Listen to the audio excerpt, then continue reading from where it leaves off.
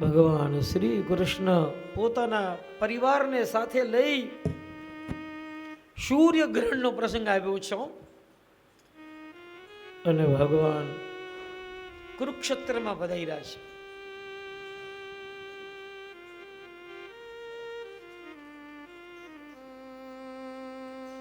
કુરુક્ષેત્રની અંદર વ્રજમાંથી વ્રજવાસીઓ પણ આવ્યા છે. માતા પિતા નંદ યશોદા અને વ્રજવાસીઓને ફરીને પાછું કૃષ્ણ દર્શન થયું છે. આ પ્રસંગે ભગવાન વ્રજવાસીઓને મળ્યા છે તીર્થાટનમાં કુરુક્ષેત્રમાં. આ પ્રસંગે દ્રૌપદીએ બધી મહારાણીઓને પૂછ્યું કે તમારું લગ્ન ઠાકોરજીની સાથે કઈ રીતે થયું. હવે જે લગ્નની કથા હતી એ બધી કથાઓ મહારાણીઓ પોતપોતાની કથા કહેવા લાગ્યા. રૂક્ષ્મણીએ કહ્યું કે મેં તો પત્ર લખેલો અને ભગવાન પત્રથી પ્રેરાઈ મારું હરણ કરી ગયા. જે કથા હતી લગ્નની એ દ્રૌપદીને સંભળાવી છે. ભગવાન આ પ્રસંગે પોતાના પરિવારને યાત્રા કરાવી છે. બહુલાશ્વ રાજાની ઉપર પ્રભુએ કૃપા કરી છે. શ્રુતદેવ બ્રાહ્મણની ઈચ્છાને પ્રભુએ પરિપૂર્ણ કર્યું છે. સુખદેવજી મહારાજે વેદસ્તુતિનું વર્ણન કર્યું છે.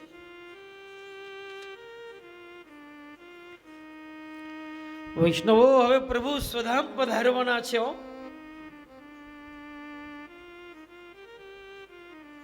મહારાણીઓ મહિષી ગીત ગાય છે. પ્રભુ જ્યારે શયન કરી રહ્યા છે દ્વારકામાં અને ત્યારે એક ટીટોડી આવી. ટી ટી ટી ટી મહારાણીએ કહો ટીટોડી અવાજ નહીં કરે. અત્યારે મારા પ્રભુ પોડી રહ્યા છે. નિક્ષેપ થાય છે. કુરલી વલી પ્રસિદ્ધમ પવિત્ર નિદ્રા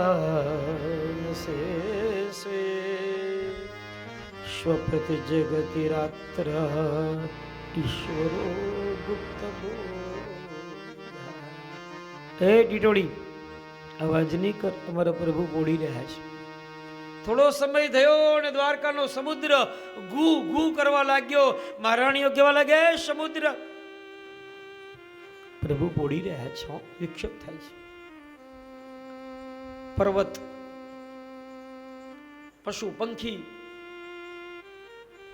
જ્યારે પોતાનો અવાજ કરવા લાગ્યા ત્યારે મહારાણીઓ બધાને શાંત રખાવે છે. મહારાણીઓ કહેવા લાગ્યા કે અમે જાણીએ છીએ કે તમને તમારી પ્રિયનો વિરહ થયો છે. અમને પણ અમારા પ્રભુનો વિરહ થયો છે. પ્રભુ શયન કરી રહ્યા છે. જયતિ જનની વાસો દેવકી જન્મવાદો યદવર વરસૈ દુર્વિરશ્યન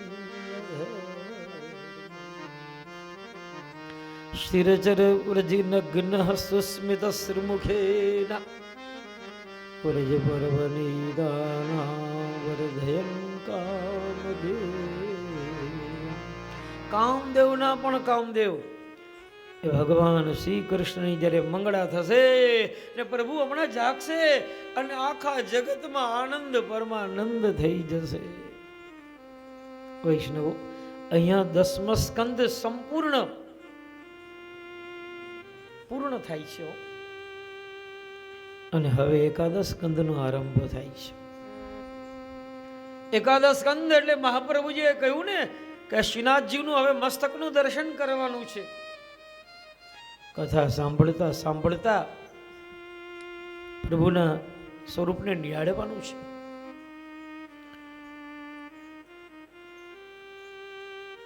એકાદશ સ્કંદ એટલે મુક્તિ લીલા.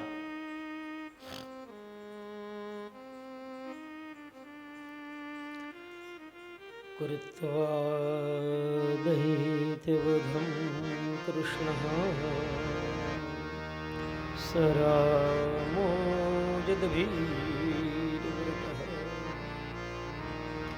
ભુવો અવતાર્ય બિંબારમ જ્યેષ્ઠમ જનજન.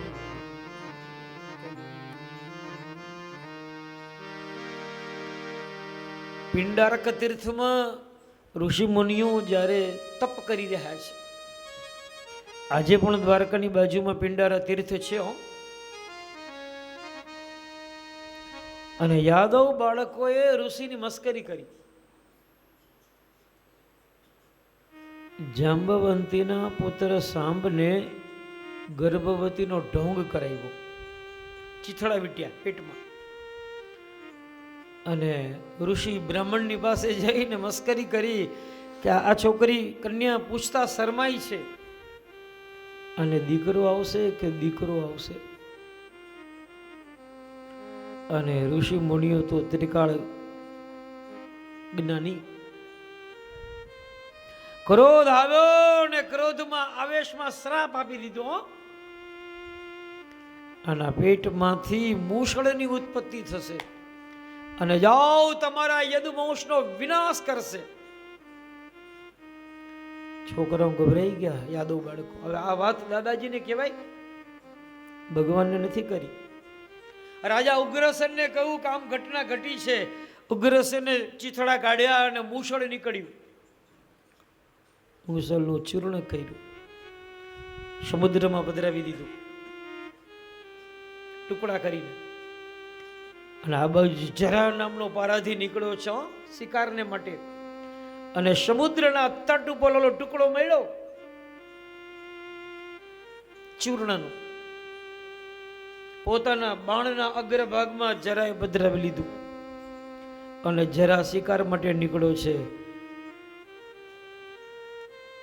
આ બાજુ વિદેહ રાજા યજ્ઞ કરે છે. નવ યોગેશ્વરો પધાર્યા છે યજ્ઞમાં. કવિ હરિ અંતરિક્ષ પ્રબદ્ધ પીપલાયન કરભાજન દ્રમિલ ચમશ આવિર્હોત્ર.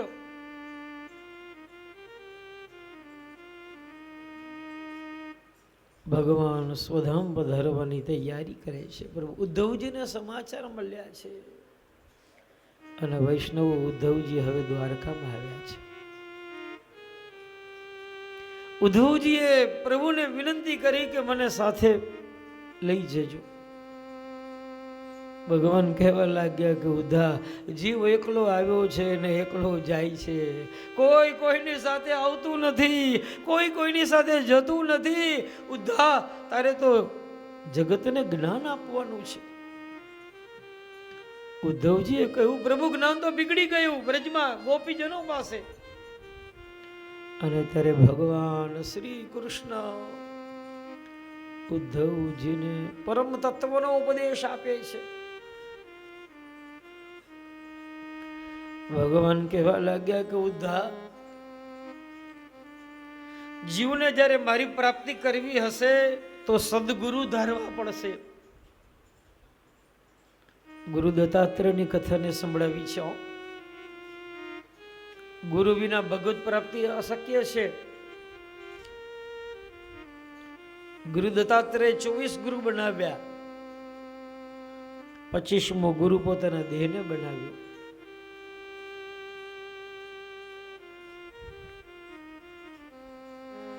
ગુરુ દત્તાત્રેયની કથાને શ્રવણ કરાવી.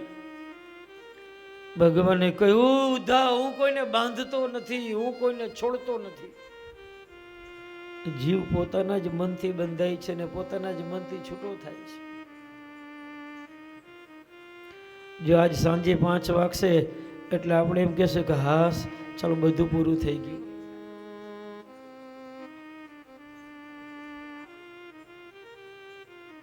તો શું ભગવાને આપણને બાંધેલા હતા? આપણે બંધાયા હતા 7 દિવસ સુધી આપણા મનથી. અને આજે સાંજે 5 વાગશે ને આપણે આપણા મનથી છૂટા થઈ જશું કે કાર્ય પૂરું થઈ ગયું ભગવત કૃપાથી. ભગવાન કહે છે કે હું કોઈને બાંધતો નથી, હું કોઈને છોડતો નથી. મને એવમ મનુષ્યાણામ પાપ બંધ મોક્ષયો. પોતાના જ મનથી જીવ બંધાય, પોતાના જ મનથી છૂટો થાય છે. ભગવાને કહ્યું ઉદ્ધવજીને તત્વનો ઉપદેશ આપે છે, જીવને મારી પ્રાપ્તિ કરવી હશે ન રોધયંતિ મામ યોગ સાંખ્ય ધર્મ એવ ચ, યોગ કરવાથી કે સાંખ્ય અને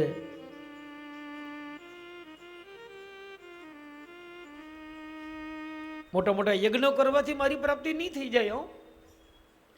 મારી પ્રાપ્તિ કરવી હશે તો સત્સંગ કરવો પડશે. સત્સંગે નહીં દૈતે યાદ દાન મૃગાખરગા.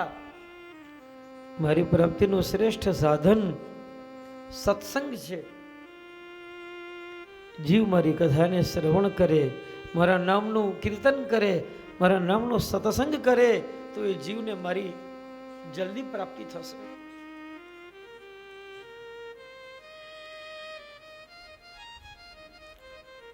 ભગવાન શ્રી કૃષ્ણ ઉદ્ધવજીને જ્ઞાન આપી રહ્યા છે. એ ઉદ્ધાર જીવ મારું બહુ તપ કરશે ને તો એને સિદ્ધિ પ્રાપ્ત થશે. અણીમાં, મહિમા, લઘીમાં ઘણી સિદ્ધિઓ છે, પણ સિદ્ધિનો ઉપયોગ પોતાની વાવામાં કરવાનો નથી. મારી પ્રાપ્તિ કરવામાં જો સિદ્ધિનો ઉપયોગ કરશે ને તો એ જીવનું કલ્યાણ થશે. સિદ્ધિનો ઉપયોગ એ ભગવાનની ભગવદ પ્રાપ્તિમાં કરવાનો છે. ભગવાને સુદામાને વર્ણાશ્રમ ધર્મ સમજાવ્યો છે. બ્રાહ્મણ, ક્ષત્રિય, વૈશ્ય અને ક્ષુદ્ર ચારેય વર્ણોએ પોતાના ધર્મમાં રહેવાનું છે. વેદ ભણવો અને ભણાવવો, યજ્ઞ કરવો અને કરાવવો, દાન લેવું અને દાન આપવું, દાન દેવું પણ ખરા. આ 6 ધર્મો બ્રાહ્મણ માટે છે. દાન લીધે જ ન રખાય, સમય આવે દાન આપવાનું પણ છે. બ્રાહ્મણના 6 કર્મ: વેદ ભણવો, ભણાવવો, યજ્ઞ કરવો અને કરાવવો, દાન લેવું અને દાન દેવું. આ 6 ધર્મો. ક્ષત્રિયને માટે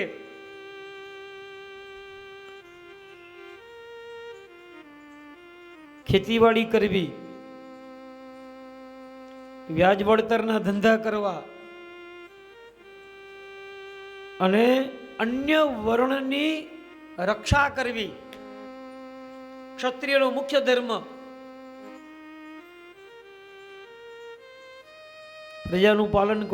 પ્રજાનું પાલન કરવું ધર્મથી ક્ષત્રિયનો મુખ્ય ધર્મ છે. વૈશ્ય વ્યાપાર ધંધા કરવા, વ્યાજ વળતરના ધંધા કરવા, નિર્વાહ ચલાવો વ્યાપાર કરીને, ધર્મનું પાલન કરવું. અને ક્ષુદ્ર માટે માત્ર એક જ ધર્મ કયો: ઉપલા વર્ણની સેવા કરવી, ઈર્ષા કર્યા વિના.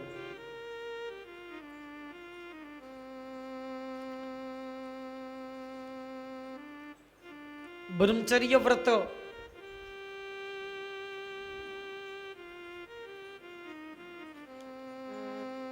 ગૃહસ્થાશ્રમ, વાનપ્રસ્થાશ્રમ અને સંન્યાસાશ્રમ.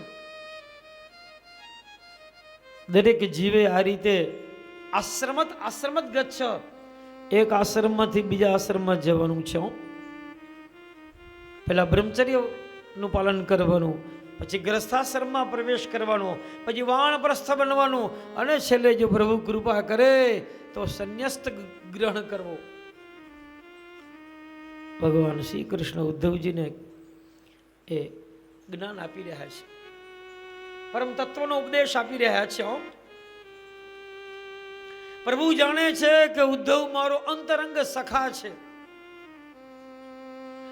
અને ઉદ્ધવ મારા વિના રહી નહીં શકે.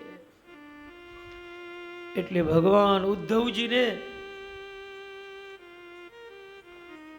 પોતાની ચરણ પાદુકા આપે છે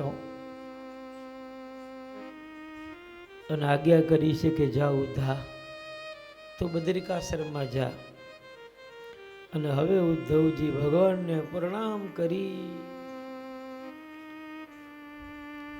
પ્રભુની ચરણ પાદુકા માથે પધરાવી અને ઉદ્ધવજી બદ્રિકાશ્રમમાં પધાર્યા છે. બદ્રી નારાયણ નારાયણ નારાયણ બદ્રી નારાયણ નારાયણ નારાયણ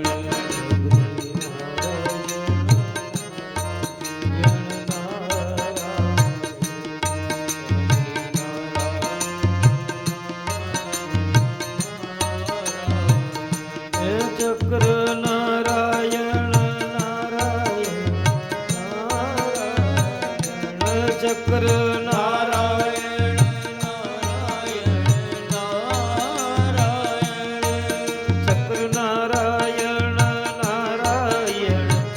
નારાયણ ચક્ર નારાયણ નારાયણ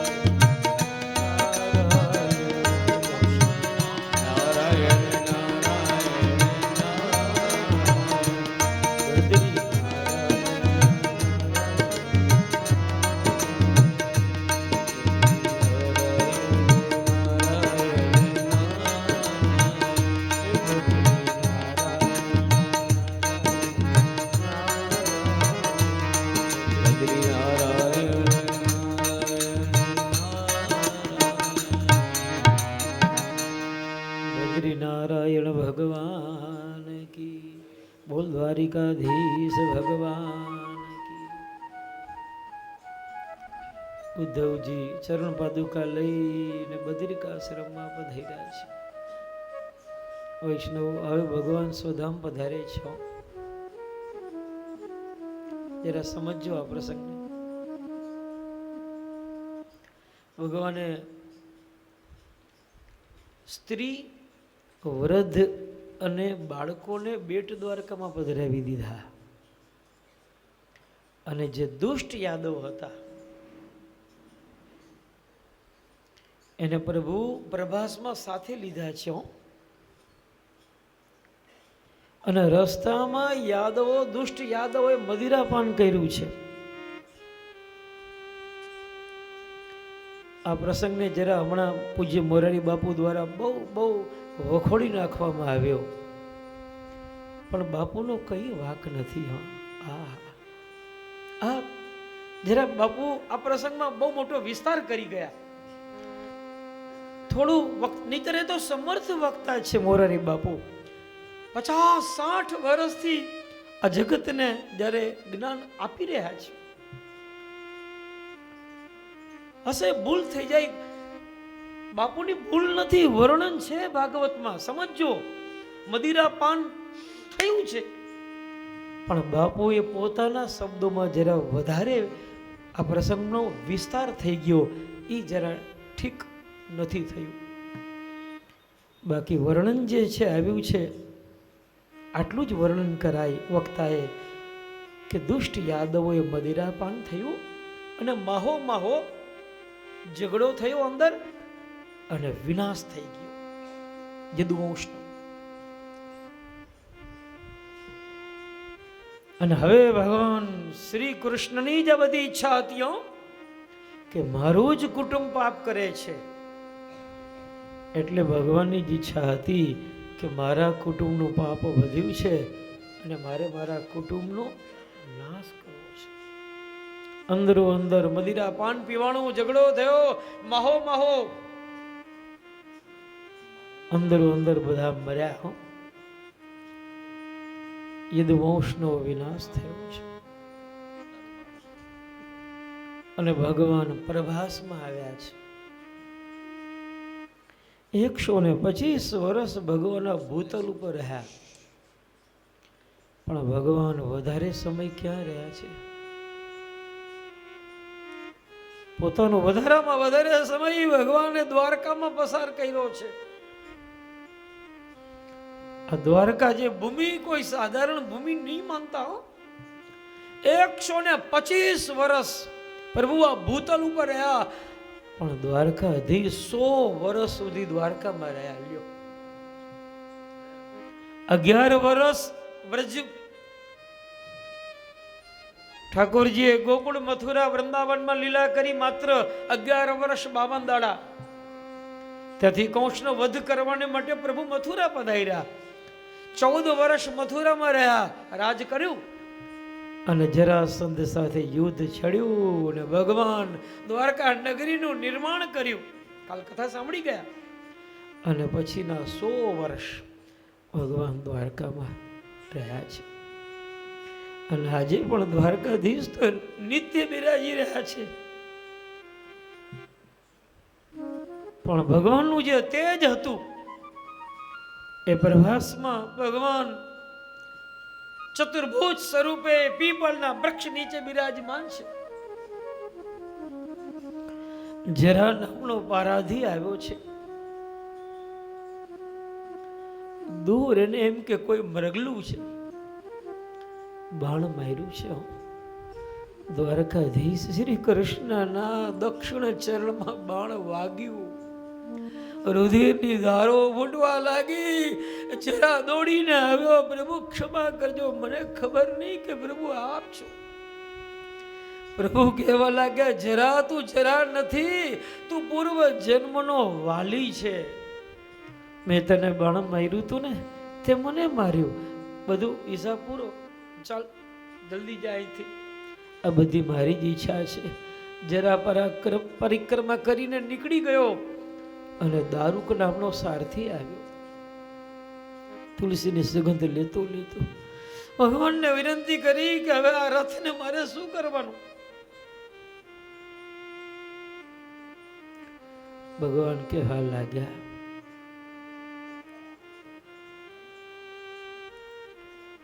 આ રથ તું અહીંયા મૂકી અને હજુ કોઈ દ્વારકા રહી ગયું હોય તો એ દ્વારકા હવે રહેવાની નથી. જલમાં ડૂબી જવાની છે. મારા સખા અર્જુનને ત્યાં ઇન્દ્રપ્રસ્થમાં બધાને લઈ જજે. દારૂક સારથી જતો રહ્યો. ભગવાને રથની સામું જોયું, રથ આકાશમાં ઉડી ગયો અને ભગવાન ચતુર્ભુજ સ્વરૂપે પ્રભાસની અંદર અંતર ધ્યાન થયા છે. બોલો શ્રી દ્વારિકાધીશ. ભગવાન અંતર ધ્યાન થયા અને બીજી જ ભલે દ્વારકાનો સમુદ્ર ગાંડો થયો. દ્વારકામ હરિણા ત્યક્તા સમુદ્રો પલ્લક્ષણા વર્જયિત્વા મહારાજમ શ્રીમદ ભગવદા સમુદ્રે સુવર્ણની જે દ્વારકા હતી, સમજો, સોનાની દ્વારકાને જલમાં ડૂબાડી દીધી. પણ વૈષ્ણવો, જે ભગવદાલય મંદિર છે અત્યારે આટલી જગ્યાને છોડીને, જે વધારાની સોનાની દ્વારકા હતી ને, એ તો ભગવાનની જ ઈચ્છા હતી એટલે જલમાં ડૂબી ગઈ. આજે પણ પ્રમાણ મળે છે. ત્યાં સાયન્ટિસ્ટો આવે દર વર્ષે સમુદ્રમાં દ્વારકામાં જાય, સબમરીન થી નીચે ઉતરે અને કશું ને કશું સુવર્ણનું પ્રમાણ લઈ આવે અને ત્યાં સિદ્ધ કરી દીધું કે આ સમુદ્ર, આ દ્વારકાનો સમુદ્ર એ જ સમુદ્ર છે જ્યાં સોનાની દ્વારકા ડૂબી ગઈ છે. દ્વારકાધીશ નિત્ય બિરાજી રહ્યા છે દ્વારકામાં. આજે પણ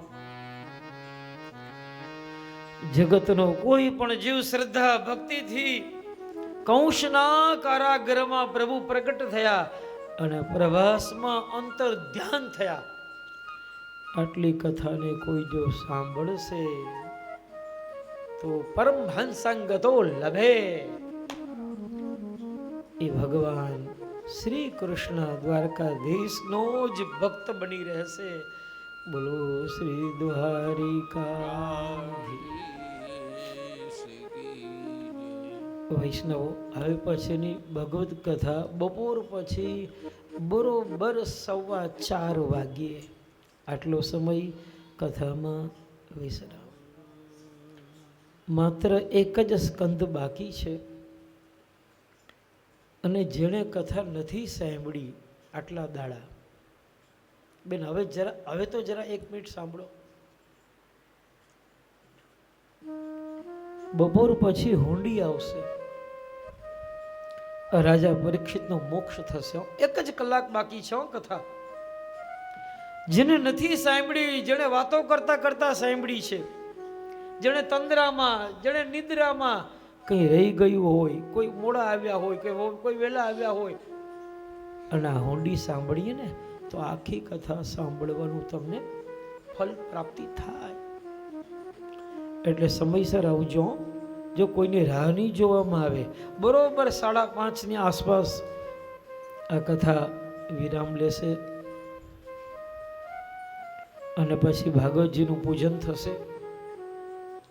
પોથી યાત્રા માત્ર એક જ જગ્યાએ, માનસેતા પરિવાર, જે કોઈ પરિવારમાં અહીં લોકલ રાજકોટમાં રહેતા હશે,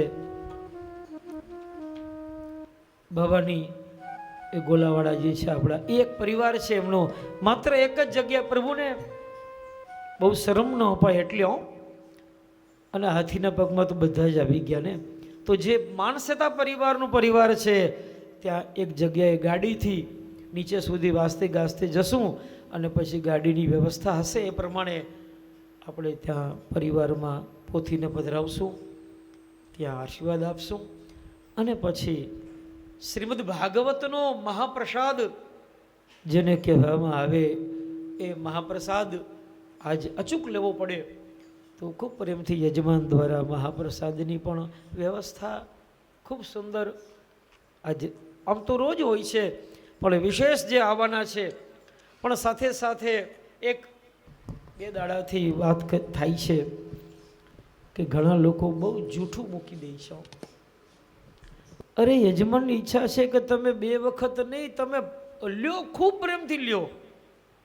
એ લેવાને માટે તો આ બધું કર્યું છે, પણ જે બગાડ થાય છે બુફેમાં, આ બુફે પ્રથા આમ તો ઠીક નહીં હો, પણ હવે હશે જો સમય પ્રમાણે, જમાના પ્રમાણે બધું કર્યું છે. પણ જે બગાડ કરે છે લોકો, જેટલું જોઈએ એટલું લો ને ભાઈ, બીજી વખત લ્યો, ત્રીજી વખત લ્યો, ક્યાં ના છે, આ તો પ્રસાદ છે.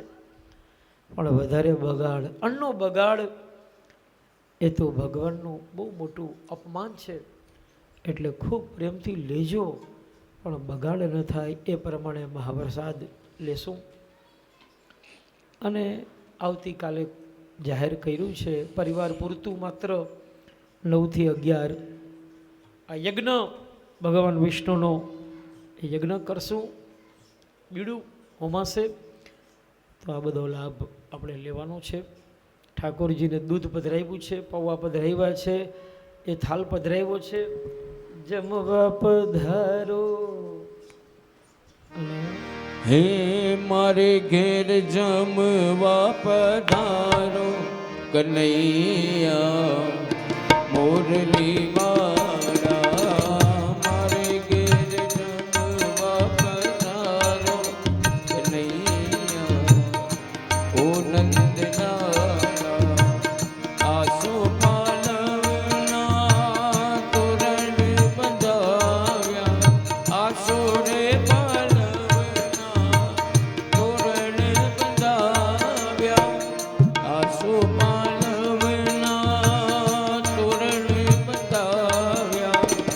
ઘરમાં બાજોટિયા ઢળાવું કનૈયા દ્વારિકાવાળા.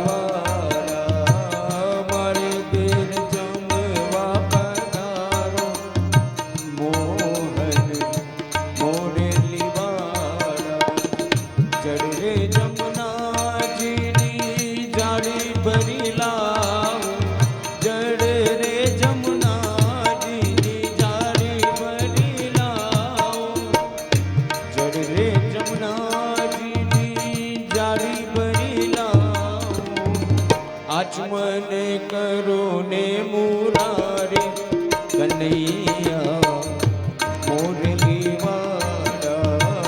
મારે ઘેર જમવા પધારો હે મોહન મોરલી વાળા.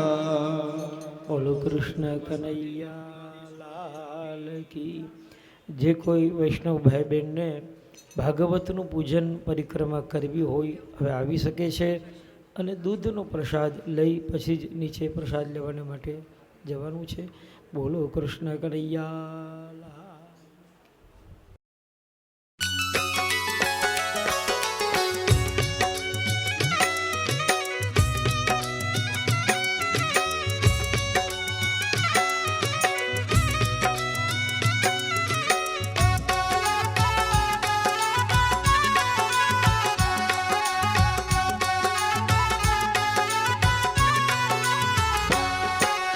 આરાસુરના અંબે માં તમે જમવા વેલા આવજો. આરાસુરના અંબે માં તમે જમવા વેલા આવજો. હે કંચન નામે થાળ સજાવ્યા જમવા વેલા આવજો. કંચન નામે થાળ સજાવ્યા જમવા વેલા આવજો.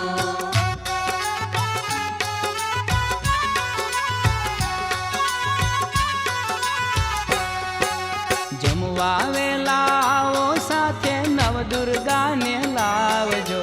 જમવા વેલા આવો સાથે નવદુર્ગાને લાવજો. હે આરાસુરના અંબે માં તમે જમવા વેલા આવજો. આરાસુરના અંબે માં તમે જમવા વેલા આવજો.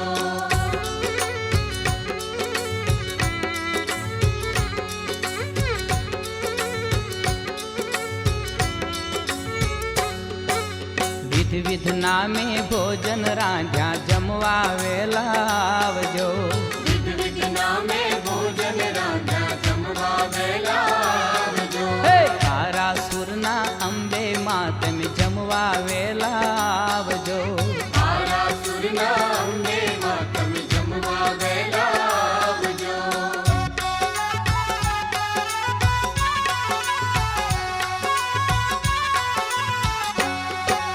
સોમવારે શકત રૂપે જમવા વેલા આવજો.